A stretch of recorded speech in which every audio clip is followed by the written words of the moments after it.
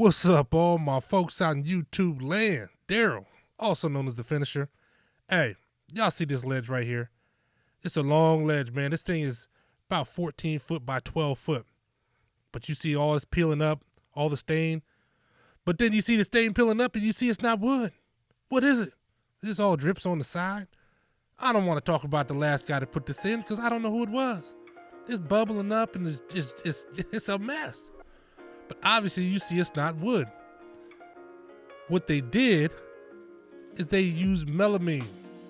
So they put a couple of melamine boards down, as a countertop, and went over it with like some kind of primer or something, and then they tried to use stain and put streaks in it with the brush on heavy to make it look like wood, I guess, give it a wood look. But we're gonna change that today. Because what we're gonna do, we're gonna get this thing out of here. I mean, I guess it was kind of clever. I don't know.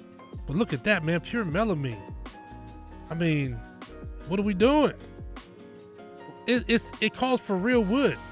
You know what I'm saying? If you're gonna stain it. So you get the nod of disapproval.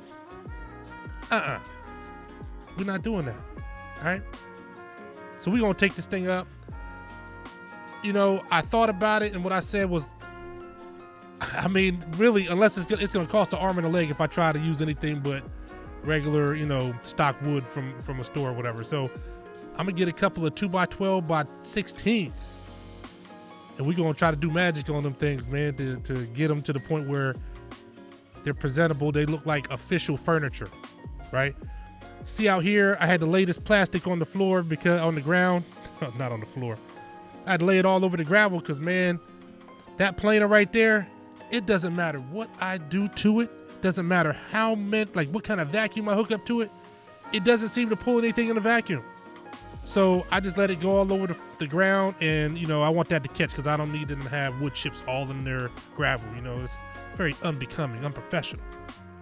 All right, so standard 2x16, we're going to get those corners cut because I just wanted one piece going all the way across. I don't need a whole bunch of pieces and fusing things together. We're just gonna get one piece that's like it's around 14 feet, another piece that's like 12 feet. And we're gonna create magic. I guess it's not really magic because, I am a professional, right? Am I a professional finisher or professional woodworker or anything like that? I guess today I am. But generally I'm not. That's not what I do. I've finished wood on a few occasions. It's not what I do on a regular basis. So, but this is how I'm handling it, man. Which kind of brings me to something I've been talking about a lot here lately, is expanding your skill set. Like I said, I don't do wood finishing on a regular basis, but best believe that when I do, it's going to be as professional as I can do it, right? It's going to have a look. There's no point.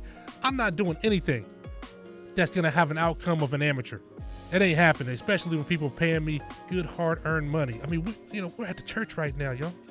You can't give them lackluster work. I don't know what that guy the first time was thinking. But we're going to fix that now, right? So we're just getting the pieces of wood cut, which is, of course, first and foremost what you got to do. I'm doing 45s on the corners instead of, doing a little, just running them in at 90s. I ain't doing that. I'm doing 45, like give it that professional look. I always think that if you're gonna do anything, if you're gonna add anything new to your arsenal, you need to treat it like you're gonna be a professional in that field, even if you're just tackling a sliver of what they do, right? When I started doing tile years ago, and I treated it like I was gonna be building, doing whole bathrooms and everything all with tile, and I was really just focusing on doing the floors. But then I would look at anything I could find to learn more about tile. Then I saw the NTCA, which is, I think, the National Tile Contractors Association. They would have events all across the country, just free events. So I would go, and I would be the craziest thing. I'd drive sometimes an hour and a half to get to those training events. And that's it. I'd be the only guy from my area. I learned some jewels at those events, though. And that was the first time I was introduced that people in their field were like stars, like celebrities. There were tile guys that I met, like Carl the Flash Leonard. Go to his Instagram page, I think it's Cutting Edge Tile. Man, this dude is a beast, man. He does like whole bathrooms in like 3 days. That's the flash. And by the way, look, I promise you, this planer is not gonna fall off the table, okay? You know what I mean? It might look like it because I didn't tie it down, nothing like that, but I was being a little ridiculous with trying to go all the way to removing the 16th, just right from the start.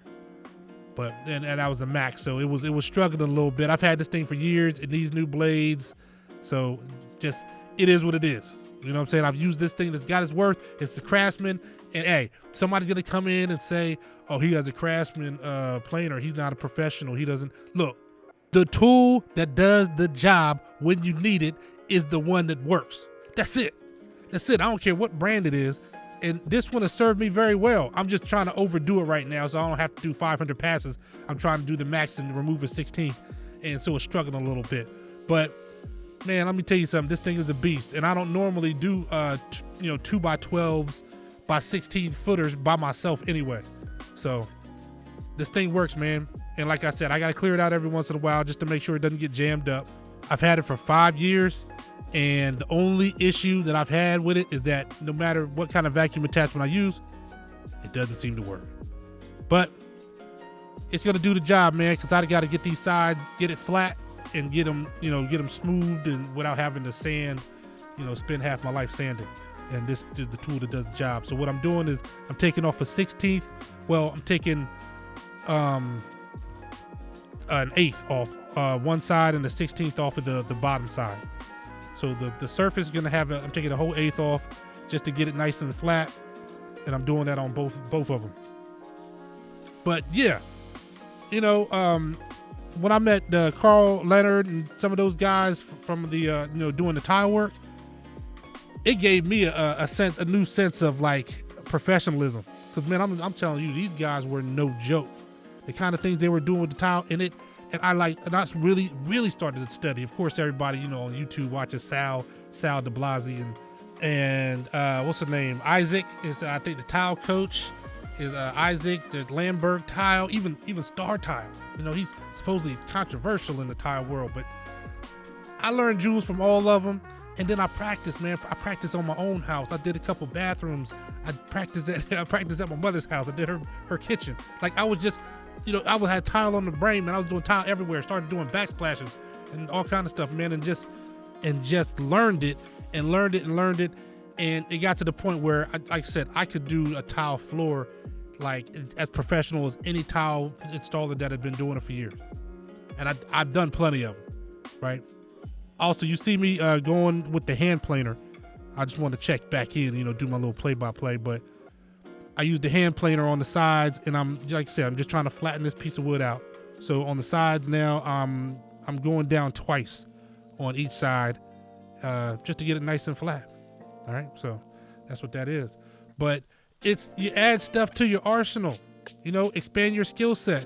And I did that with tile, and that was something, I did it to the point where I started my business with tile, right?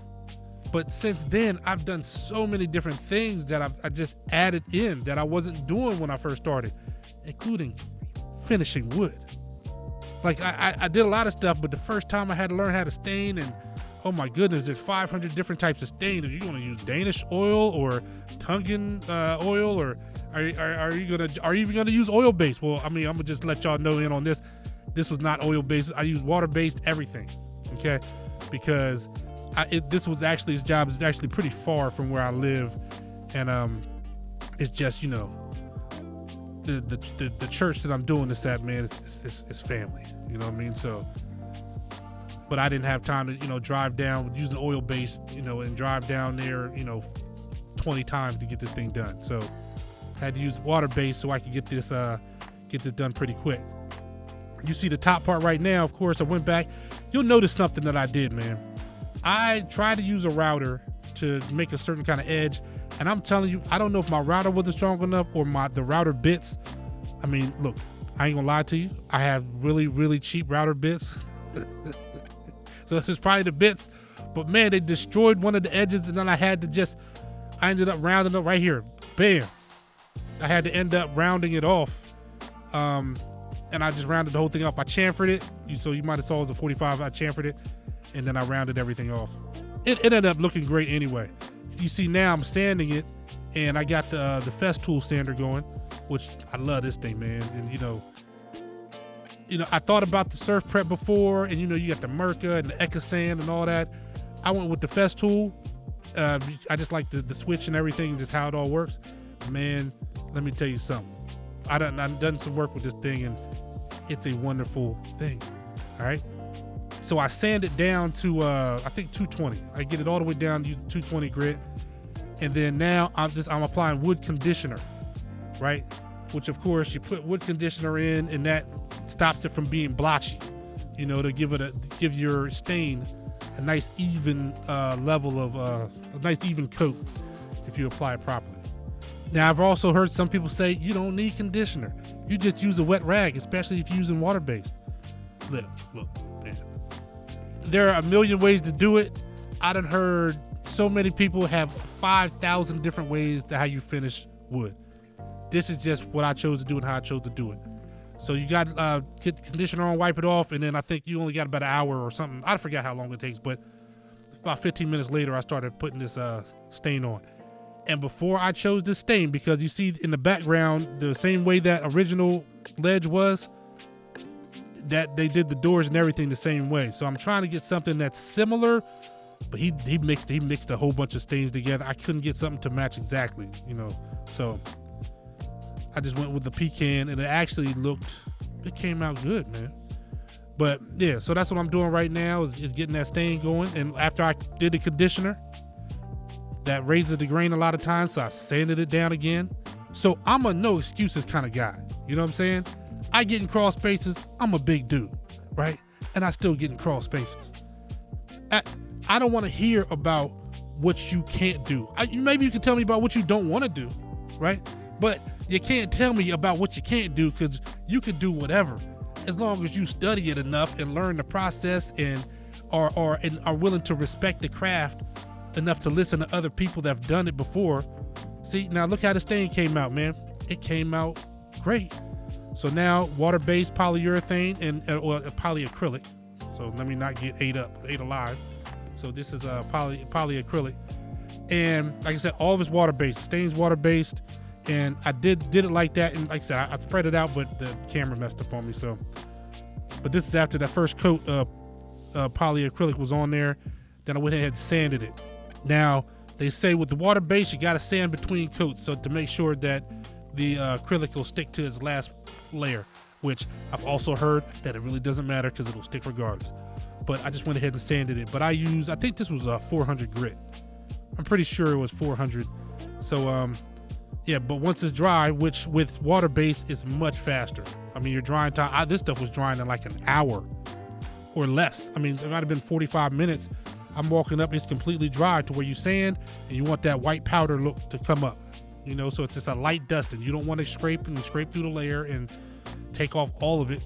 So you just want enough that you just kind of scuffing it up, man, and taking any little bubbles or anything out of it. And yeah. Like I said, I don't want to hear your excuses. I don't want to hear nobody's excuses, right? To me, there are reasons. Sometimes there are reasons, but I don't want to hear no excuses. I don't want to hear from nobody about what they can't do and what they don't know how to do. Well, learn how to do it. Do you want to do it? You want to do it? Learn how to do it. We're out of the days where we all got excuses that we can't do this and we can't do that, right? Them days are over. So, and I did finishing before where I didn't have a Festool sander, right? I'm using my little Makita orbital sander, and it might take me all day to sand. But doing what I got to do. So I vacuumed up all that dust. Now I'm with a wet rag, wiping it all down to get all the little extra fine dust particles out, right? And then I'm going to use the polyurethane again, right? Because that's what you do. It's just another coat. I'm telling you, man. Y'all, if y'all ain't subscribed yet, I don't know what you're doing. You know what I mean? So it's just, I shouldn't even have to say it. Just like and subscribe. I mean, it's just what we're doing. Handyman 2.0. We growing this thing, man. It just is what it is. Now, I know some people are going to say, oh, man, he on there, he brushing it wrong. It ain't paint. Well, okay. You know what I mean? It was a long piece of wood. Oh, pause. I mean, this piece of wood is 14 feet long. All right, so I couldn't really just do one long stroke. You know what I'm saying? But what I did do was, I brushed it out and then I went back over it, kind of like you do with a wall or something like that. It was still wet, so it actually worked out, so it went pretty quick, man. But trust me, in the end, like I said, I did my due diligence and I put all the coats on, man. I ended up doing, I think it was it 4 or 5? I think it was 5 coats. Because it was drying so fast, it was I just put another coat. And man, it came out great, man. I mean, we are in the church, so I almost want to say it came out glorious. Matter of fact, we're going to have to play the proper music for this part, man. Somebody, let's put on some shout music. You know what I'm saying? Because we did our thing, man. For each layer, after this, I did use 600 grit sandpaper, and look at that. Buttery smooth, man. Like, it's just, we took 2 2x12x16s and turned it into a professionally finished countertop. I mean, how much more could you ask for, man? Like I said, you can do it. I can do it. You can do it. Much love and thanks to all the guys out there, like putting their knowledge out there for us to get some of, and which are inspirations for me to do the same thing. So, Daryl, also known as the finisher, stay safe, be blessed, and remember, if the trades don't work, nothing else does.